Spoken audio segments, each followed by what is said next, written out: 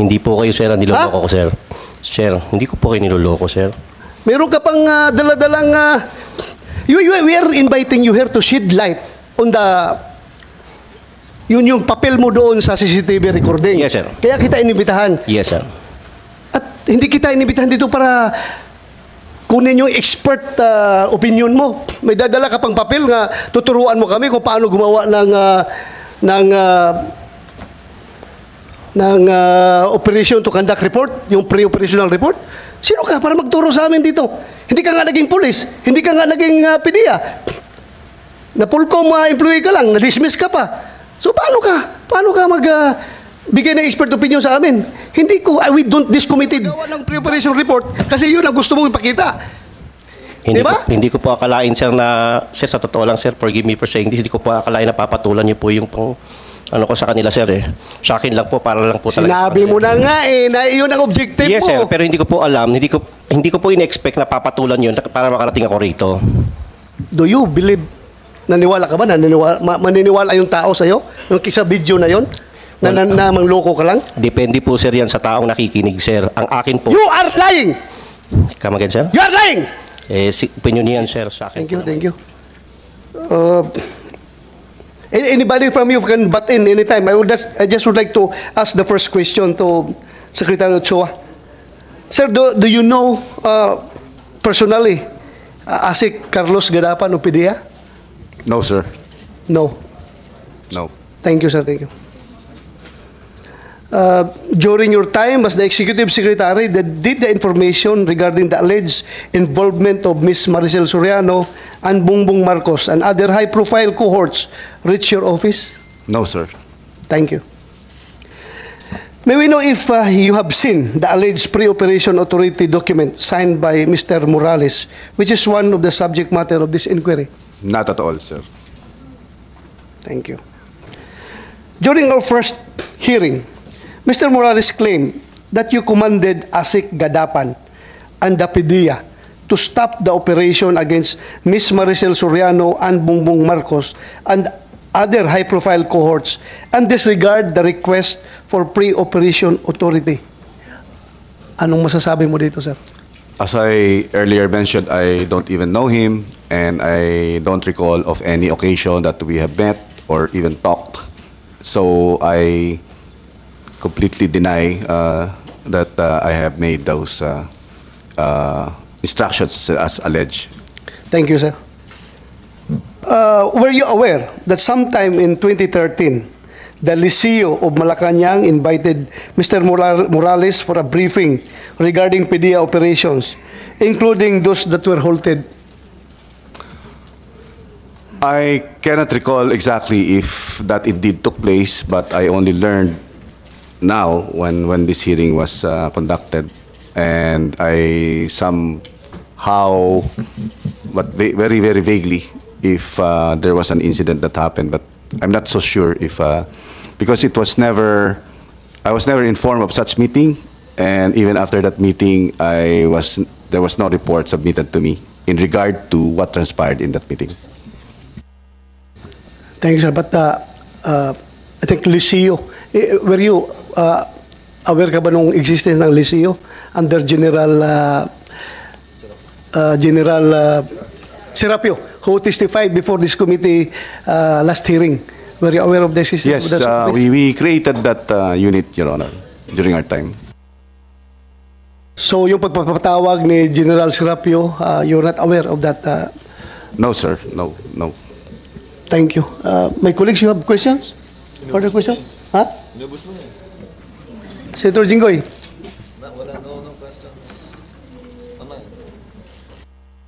Thank you, Mr. Chair. Mr. Chair, paano ba na-implicate yung pangalan ni Atty. Ochoa? Sino ba? Sinabi ni Morales? According to former agent Jonathan Morales, he was told by then Gadapan. Asik Gadapan, the Deputy Director General for Operations, when he was about to travel abroad for schooling in ILIA, International Law Enforcement Academy in Bangkok, Thailand. He was told by Gadapan that the one who instructed for the whole thing of this operation was then Executive Secretary Attorney Paquito Ochoa. Alright. Yes, kilala mo ba ito si Agent Morales? No, sir. So, ano po yung palagay mo sa motibo niya? Bakit para tumistigo at dinawit ka pa nagbigay ng instruction na patigilin ng investigasyon sa nasabing drug case noong 2012? What do you think is his motive, Mr. Attorney Ochoa? I have absolutely no idea, sir. Well, alam mo, Mr. Chair, hindi naman natin pwedeng tanungin si Attorney Gadapan dahil patay na siya, no? Dahil, di ba? Siya ang sabi ni Agent Morales, si Gadapan na nag-utos sa kanya para, tama ba? Para ipatigil yung operation. No, according to him, the casing and the surveillance operation, authority to conduct casing and surveillance operation on the persons mentioned in the information was disapproved by Gadapan. The reason why is that may instruction daw si Executive Secretary Paquito Ochoa na ihinto yung operation. Okay, last question. Senator Jinggoy, meron ako nakalimutan na Attorney Ochoa. About kakalat sa social media about most law firm. Meron siya sabi na yung most law firm daw is ang M stands for Marcos, O is for Ochoa, and S anti I don't know. Serapio and Tan. Serapio and Tan.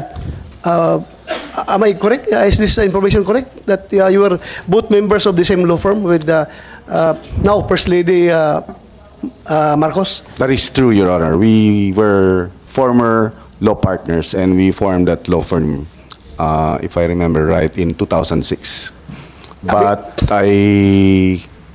when I got appointed as Executive Secretary, I have to withdraw from that law firm in 2010.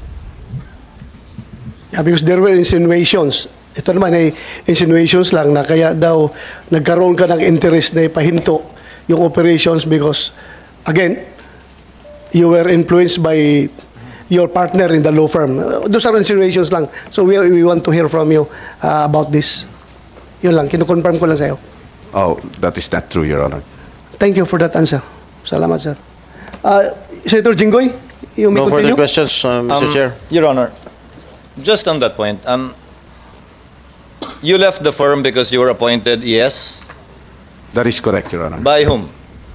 By President Benigno Simeon Aquino III, Your Honor. Who was your immediate superior and, of course, superior? Yes, Your Honor, for 6 years. Serving as the alter ego of the President, you don't do anything without his knowledge or order. Would that be correct? That is correct, Your Honor. Thank you, Your Honor. Miss ko na rin yung kaibigan natin, pero kinoy-noy. Thank you, Your Honor. Unless I don't have any further questions, Mr. Chairman. Attorney, if I may, Mr. Chair, what happened to your client? Thank you. Senator, last Friday, we were going to the Parañaque Prosecutor's Office to file a case against the people who used his name. However, on our way there, he started getting dizzy. So we brought him straight to Makati Medical because we called his doctor. And apparently, we have the report now from the doctor that he had a transient ischemic attack, which is a stroke. And when they checked him, meron pong bara, I think 55% yung bara sa vein. And at the same time, he was suffering from acute bronchitis, Your Honor. So may tubig din sa baga. So if any doctors from the Senate or from the parties, even if we bring the reports, the scans, they will be able to find they will have the same findings, Your Honor. Since we are not doctors here, we cannot attest to the veracity of this medical certificate. But I know the attending physician, Dr. Raul Lapitan, he is also my cardiologist before, and he's a very good cardiologist, Mr. Chair. Yeah, thank you, Senator Jinggoy. In fact, I have no doubt about that medical certificate. Pinirmahan niya ng doktor. May oath ang doktor na talagang hindi sila dapat magsisinungaling sa kanilang tungkulin. But then again, being the chairman of this committee, gusto ko rin talagang andito sana siya. Yeah, because kung basehan natin yung video, marinig natin na very serious yung allegations about yung sinasabi na pwedeng ipapatay si Morales, maraming paraan para patayin si Morales.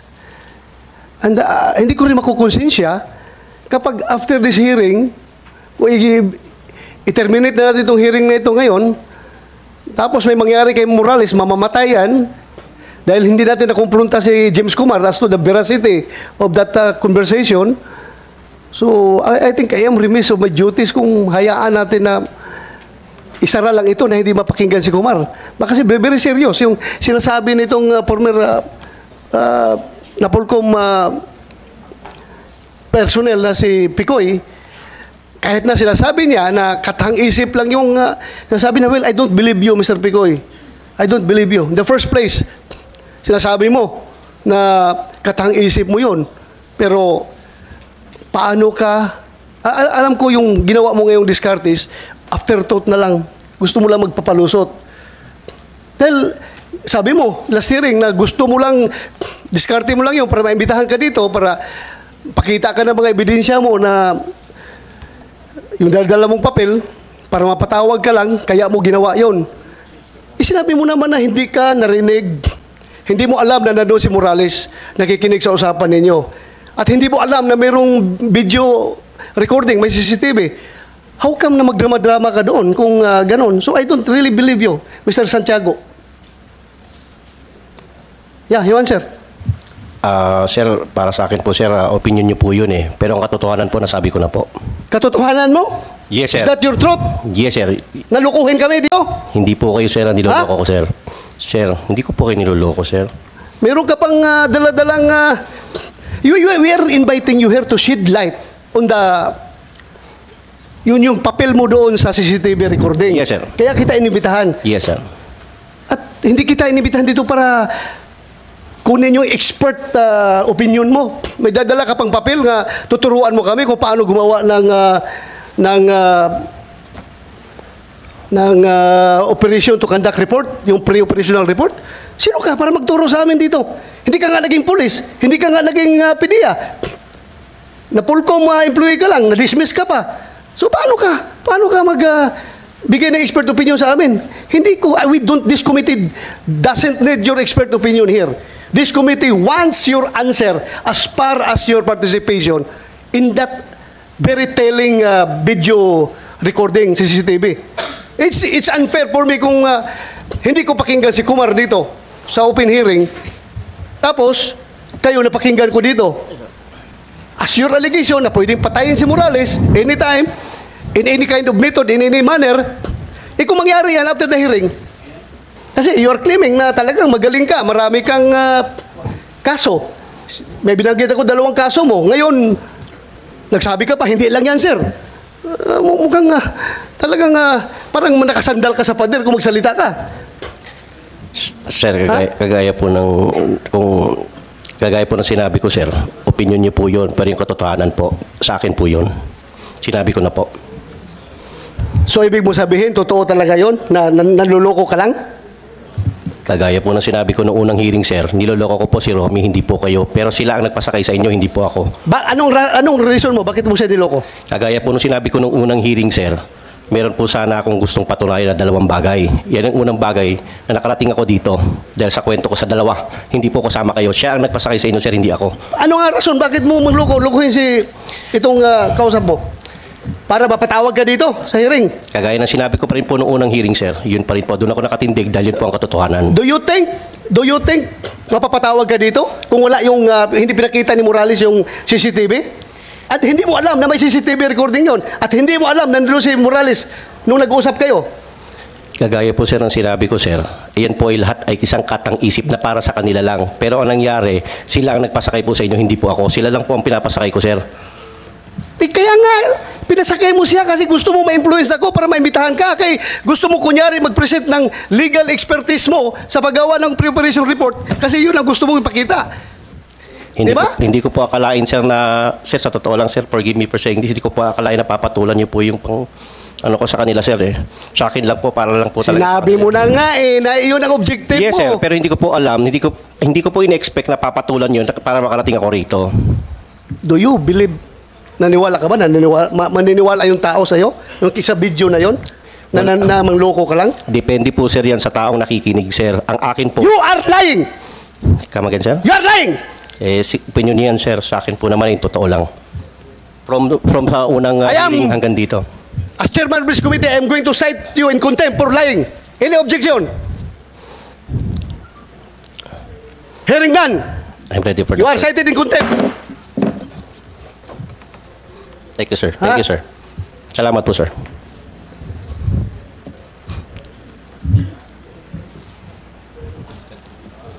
Kumsik, you take custody of this person.